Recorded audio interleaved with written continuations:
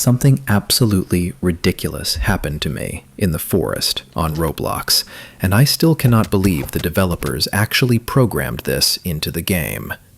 Okay, so I was playing around 7 p.m., and I joined a server with about 9 players, and I was walking through a swampy area when I stepped on something and heard a click sound, like I triggered a trap.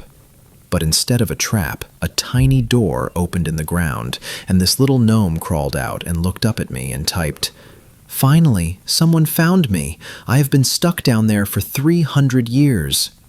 And I just stared at my screen because a gnome was talking to me, and he said, "My name is Gerald, and I am the keeper of useless knowledge." And I asked, "What is useless knowledge?"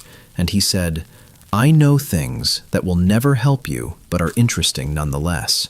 And I said, "Okay, tell me something."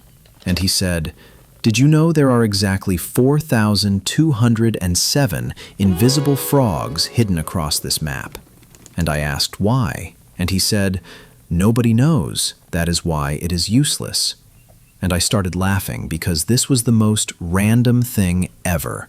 And Gerald followed me around the whole session, just dropping random facts.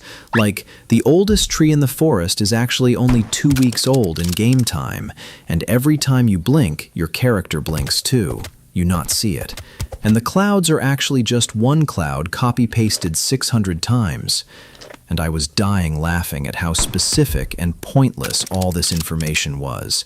And other players started gathering around, asking, "Who is this gnome?" And Gerald would tell them facts too. And he told one player, "Your character has walked exactly 12,000 steps since you joined."